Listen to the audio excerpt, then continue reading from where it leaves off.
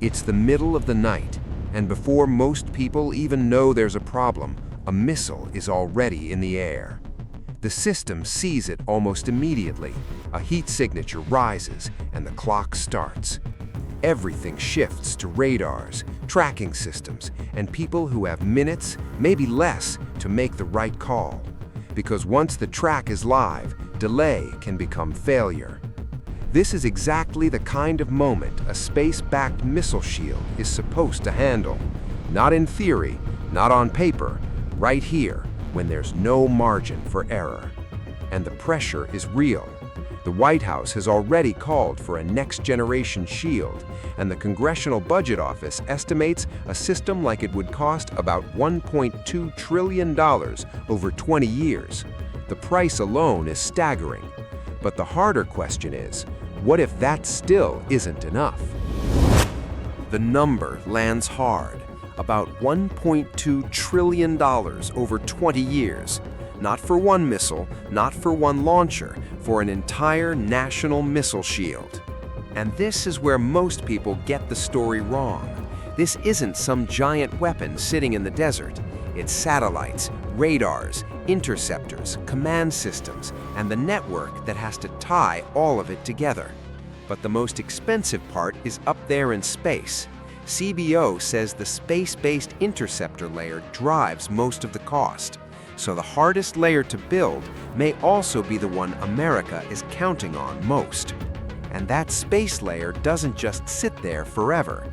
Satellites age, hardware fails, launches cost money, and the whole system has to keep working while the threat keeps changing. That's why the real cost isn't just building it once, it's keeping the machine alive, upgraded, connected, and ready year after year. Across radar sites, launch facilities, command rooms, and satellites, the shield has to stay awake all the time, because the one night it's needed, it doesn't get a second try. That's why the number feels so heavy. After all that money, all that hardware, and all that planning, it still comes down to one moment. Will it actually stop the missile?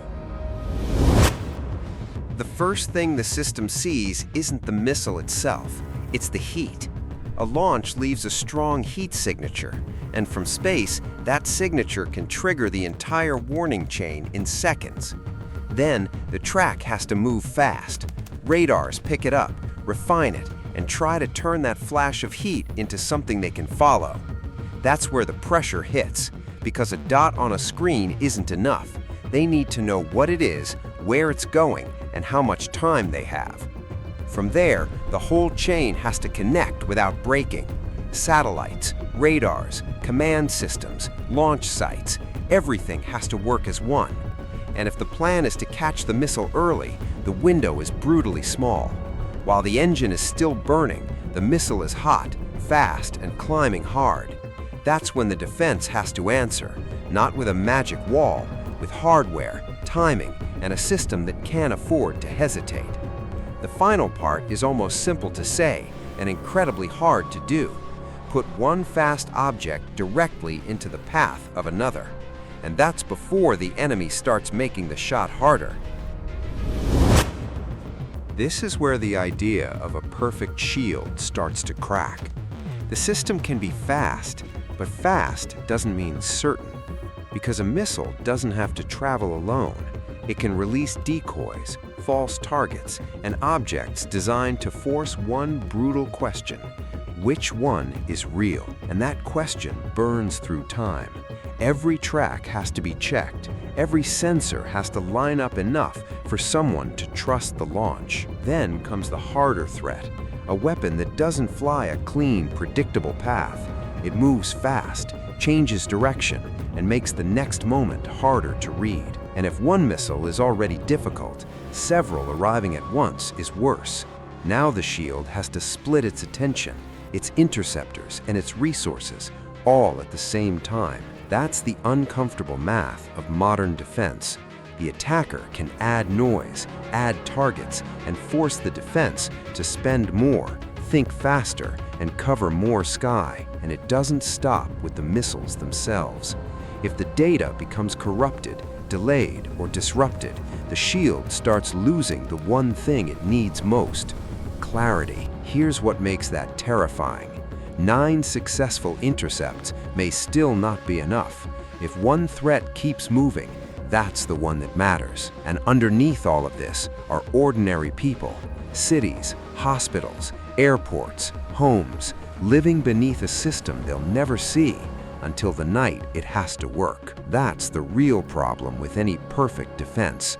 The attacker only needs to find one gap. The shield has to close every single one. And this is where the story stops being just about America, because rivals don't look at a shield like this and simply accept it. They start looking for gaps in it. More missiles, cheaper decoys, systems designed to overwhelm the shield, forcing it to spend more, track more, and decide faster. Then the target shifts upward. If the shield depends on satellites, those satellites become part of the fight. Destroying a satellite isn't always necessary. Sometimes you only have to jam it, delay it, or make its data harder to trust. And cyber makes it even messier, because the shield doesn't only exist in space, it extends into ground stations, software, networks, and command rooms. Then comes the part no one can fully control: debris. Once pieces start moving through orbit, they don't care whose satellite they hit. That's when this stops being purely military.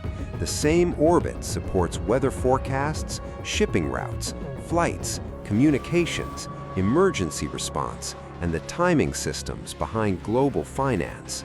So if space becomes more contested and unstable, the damage doesn't stay above Earth. It can show up as lost signals, delayed data, disrupted navigation, and systems forced onto backup plans. And once one major power makes its move, everyone else starts adjusting. Allies, rivals, and countries that don't want to fall behind start building around the new reality. More satellites go up, more systems have to be watched, more hardware has to move through the same crowded orbital lanes. And that's where defense can start looking like provocation. One side sees protection, the other sees a system that could shift the balance. A shield in space may be built for defense, but once the arms race begins, every country that depends on satellites is already inside it. In the end, this is what makes the whole project so hard to judge. A shield can be built for protection, but someone else may see that same shield as a threat to their own security. And once that happens, the race doesn't stop. It adapts. More missiles, more decoys, more jamming, more cyber pressure, more ways to find the gap the shield missed.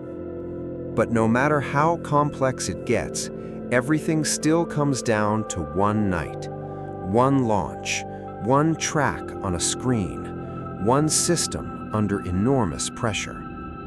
After all the money, all the politics, all the satellites, and all the promises, the final question is brutally simple. Will it actually stop the missile?